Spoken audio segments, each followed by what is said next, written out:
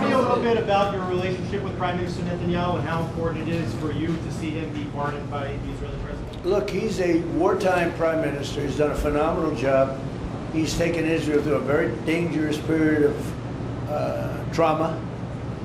Israel, with other people, might not exist right now, if you want to know the truth. That's a pretty big statement, but it's true. I feel that. You had the wrong prime minister. Israel right now would not exist because they were met with a force the likes of which very few countries could have handled, and we worked together and we were extremely victorious, to put it mildly.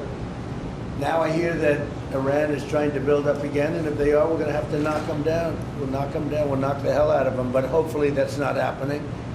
I heard Iran wants to make a deal. If they want to make a deal, that's much smarter. You know, they could have made a deal the last time before we went through, you know, a big attack on them, and they decided not to make the deal. They wish they made that deal.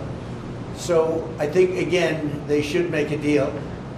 They want to make a deal, but sometimes that doesn't happen. Yeah, please. Mr. Trump, Nadav 24 News Israel. Would you support the overthrow of the Iranian regime? Who? Iranian regime. I'm not going to talk about overthrow of a regime.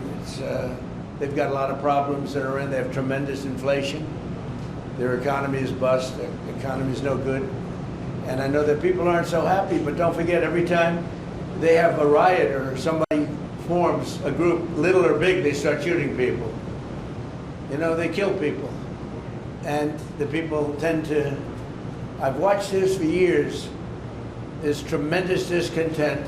They form 100,000, 200,000 people. All of a sudden, people start getting shot. And that group disbands pretty quickly. So I've watched it for years. They're vicious, vicious people, yeah. Mr. President, will you support an attack, Israeli attack on Iran if Iran will not have a deal? If Iran will continue with their ballistic missiles and also nuclear weapons? If they will continue with the missiles, yes. The nuclear, fast. Okay? One will be yes, absolutely. The other was, we'll do it immediately. Mr. President, one of us from Channel 12 News. What are your plans regarding Gaza for the next few weeks? Well, we're going to be dealing on Gaza. That's why this very great prime minister is here right now. We're talking about Gaza. We're talking about a lot of things. We have about 5 major subjects that we're discussing, and Gaza will be one of those subjects. Mr. President, can you guarantee that the last hostages, Iran, Philip, will be released before we'll continue to the second phase of the Gaza plan? Well, let's put it this way. Every hostage just about that's been released was released because of me, Steve Witkoff, Jared Kushner, my whole team, Marco Rubio, Pete Hegseth. They were all released because of us. None were released in the Biden administration, none. They were all released because of us. Then we had a lack of releases with respect to the dead. And all of a sudden they started coming back because I said, nope, you said you were going to. We have one wonderful young man whose parents are right now inside. And he's, what beautiful parents, a beautiful brother, sister, and like a beautiful family, and they're waiting for their son. It's the only one left, and we're doing everything we can to get his body back. And the parents just said, hopefully he's alive. And I said, I'd love you to think that way. Okay? So we're doing everything we can. Do you have President Trump? But then think of it. Out of all of these people, and I'm not just talking about the final 20. Right. Look at all of the people. What do you think the total number is? 255. 255. 254 came out, one more. Think of that. And we got them all. President Trump. Nobody else got them. President Trump, does the reconstruction of Gaza, President Trump, does the reconstruction of Hold on 1 Gaza, second. Y'all do you. Just let her go. does the reconstruction of Gaza will begin even before Hamas is disarmed? I think it's going to begin pretty soon, yeah. Before Hamas He's is disarmed? looking forward to it, so am I. Look, what a mess. What a mess it is. And it's been a mess for centuries. Really. It's been a mess for a long time. It's seems to be born for that, but we're gonna straighten it out. No, we're already starting certain things. We're doing things for sanitary conditions and others. But Gaza's a tough place. You know the expression, it's a tough neighborhood. That's truly a tough neighborhood. Yeah, you had a question in the back? Go ahead. Yeah, please, go ahead. I'll ask about the relationship between you and the Prime Minister. What about it? They said that there is no relationship, good relationship between you. I don't think it can be better. We just won a big war together. You know, if we didn't beat Iran, you wouldn't have had peace in the Middle East because nobody would have been able, the Arab countries who have been fantastic, would not have been able to make a deal. If we didn't wipe out their nuclear, we wiped it out. If we didn't wipe out with our beautiful B-2 bombers, if we didn't, and we sent a lot of Tomahawks in there also, by the way, from a submarine. And what about the pardon that the President of Israel needs to give the Prime Minister? A pardon? The pardon. Oh, I think he will. How do you not? He's a wartime prime minister who's a hero. How do you not give a pardon? You know, I think it's a very hard thing not to do it. I spoke to the president, and it's on. I mean, he tells me it's on its way. Mr. You can't do better than that, right? Please. Mr. President, could I follow up on Venezuela? Was the facility taken out by the U.S. military, or was it another entity like the CIA? It was along. Well, I don't want to say that. I know exactly who it was, but I don't want to say who it was. But you know, it was along the shore. Mr. President, have you or anyone in your administration talked to Maduro in recent days? Well, I spoke to him Recently? pretty reasonably, but nothing much comes of it. Yeah. Mr. President, can you explain the importance You have to understand what he's done. They've sent billions of dollars of drugs in, but maybe just as bad, they've sent hundreds of thousands of people in from jails, from prisons, from mental institutions and insane asylums. The drug lords, the drug dealers were all sent into our country. But think of it, what he's done. Tren de Aragua, probably the worst gang. They cut off people's fingers. One man made a phone call to complain about them. He cut off their hand. They cut off his hand. Don't ever make a phone call again. We'll cut off your hand. After that, we'll kill you, they said. That was in Colorado. And now they sent in all of the bad ones. They sent in some bad people.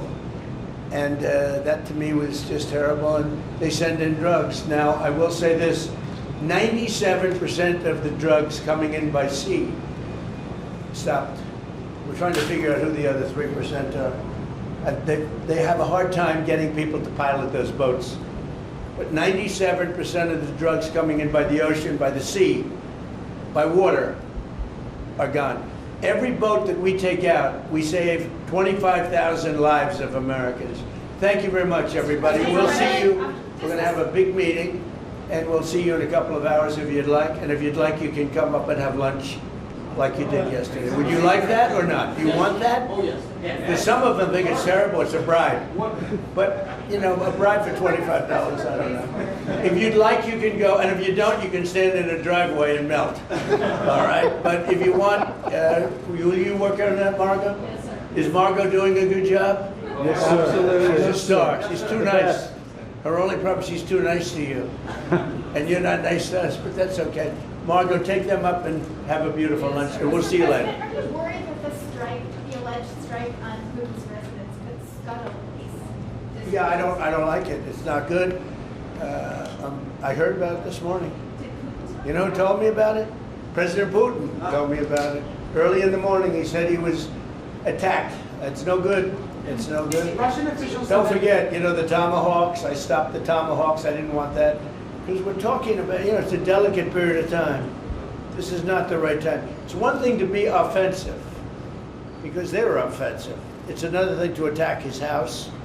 It's not the right time to do any of that, and can't do it. And I learned about it from President Putin today. I was very angry about it. Do you not have U.S. intelligence services? What? Don't you have U.S. intelligence services that monitor that region very closely? Is there any evidence? Well, that the it came US out. It came out. Well, we'll find out. I mean, you're saying maybe the attack didn't take place. It's possible too, I guess. But President Putin told me this morning it did.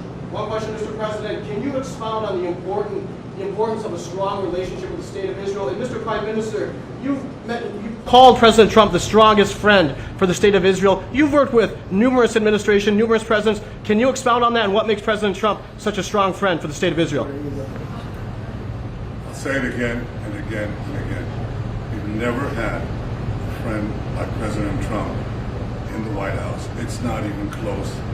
And I think you can judge that by not merely by the frequency of our meetings, but by the content and the intensity. I think Israel is very blessed to have President Trump leading the United States, and I'll say leading the free world at this time. I think it's not merely Israel's great fortune, I think it's the world's great fortune. Well, I just want to say that it's very important who the Prime Minister and President of Israel is. We have a great relationship. It was an honor to speak before your leaders. That was a great honor for me. I think it has not happened before, or something they told me. Right. But the relationship's been extraordinary, and Bibi's a strong man. He can be very difficult on occasion, but you need a strong man. If you had a weak man, you wouldn't have Israel right now. Israel would have been, Israel with most other leaders would not exist today. They would not exist. And now they're stronger than ever. Yeah, please, sir. Are you going to ask Netanyahu to sign this agreement with Syria? Well, I hope he's going to get along with Syria, because the new president of Syria is working very hard to do a good job. He really is. I know he's a tough cookie, and he's, you're not going to get a choir boy to lead Syria. That's the one thing I want to say. So I hope they're going to get along, because, I dropped the sanctions on Syria because otherwise they wouldn't have had a chance. We want to see Syria survive. So we're going to be talking about Syria too. Thank you very much, everybody. Have a good time. Go have a good lunch. Thank you, Mr. President.